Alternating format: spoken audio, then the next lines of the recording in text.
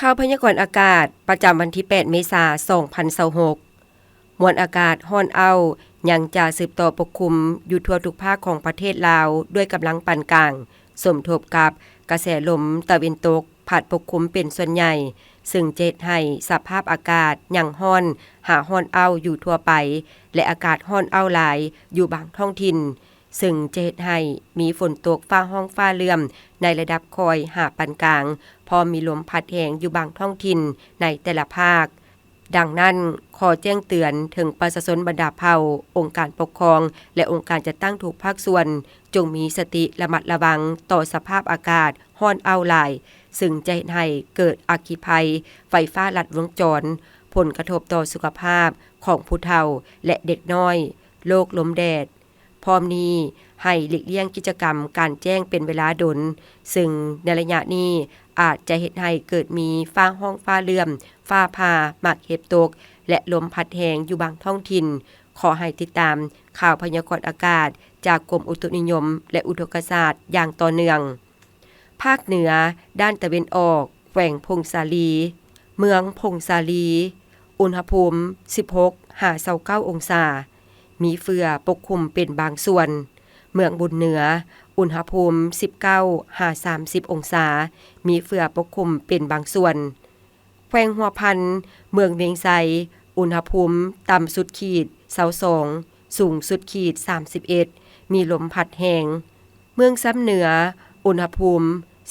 17-30 องศามีลมพัดแรงแขวงเสียงขวางเมืองแปก16-29 องศาอุณหภูมิ 16-29 องศามีลมพัดแรงแขวงอุดมไซเมืองไซอุณหภูมิ20-32 องศามีลมพัดแรงแขวงบัวแก้วเมืองห้วยทรายอุณหภูมิ23-33 องศามีเฟือปกคลุมเป็นบางส่วนแขวงลงน้ำทาเมืองลงน้ำทาอุณหภูมิ 18-33 องศา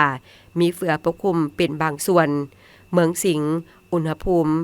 21-31 องศามีเฟือปกคลุมเป็นบางส่วนแขวงลมพะบางเมืองลมพะบางอุณหภูมิ 23-33 องศามีเฟือปกคลุมเป็นบางส่วนแขวงสยบุรีเมืองสยบุรีอุณหภูมิ 22-33 องศามีเฟือปกคลุมเป็นบางส่วนนครหลวงเวียงจันทน์เมืองจันทบุรีอุณหภูมิ 25-34 องศามีเฟือปกคลุมเป็นบางส่วนเมืองหาดไซฟองอุณหภูมิ 25-34 องศามีเฟือปกคลุมเป็นบางส่วนเมืองปากเงิม 25-33 องศามีเฟือปกคลุมเป็นบางส่วนเมืองสังทองอุณหภูมิ 25-33 องศามีเฟือปกคลุมเป็นบางส่วนเมืองไซธานีอุณหภูมิ 25-34 องศามีเฟือปกคลุมเป็นบางส่วนแขวงไซสมบุญเมืองอนุวงศ์อุณหภูมิ 15-30 องศามีเฟือปกคลุมเป็นบางส่วนแขวงเวียงจันทน์เมืองพลโหงอุณหภูมิ 24-33 องศามีเฟือปกคลุมเป็นบางส่วนเมืองบางเวียงอุณหภูมิ 24-39 องศามีลมพัดแรงแขวงบริคำไซเมืองปากสันอุณหภูมิ 23-32 องศามีลมพัดแรงเมืองคำเกิด 21-32 องศามีลมพัดแรงเมืองเวียงทองอุณหภูมิ 22-33 องศามีลมพัดแรงแขวงขมวนเมืองนากายอุณหภูมิ 23-32 องศามีลมพัดแรงเมืองทาแขก 26-34 องศามีลมพัดแรงแขวงสะบันดาเขตนครไก่สอนอุณหภูมิ 28-34 องศามีลมพัดแรงเมืองเซโน 22-33 องศามีฝนตกฟ้าห้องฟ้าเลื่อมแขวงจับปะซักนครปากเซ 23-34 องศามีเฟือปกคลุมเป็นบางส่วนเมืองปากซองอุณหภูมิ 17-25 องศามีเฟือปกคลุมเป็นบางส่วนเขตนิคม 34 ปากซองอุณหภูมิ 14-26 องศามีลมพัดแรงแขวงสารวันเมืองสารวันอุณหภูมิ 27-35 องศามีลมพัดแรงแขวงเซกองเมืองละมามอุณหภูมิ 26-34 องศามีเฟือปกคลุมเป็นบางส่วนเมืองทาแตง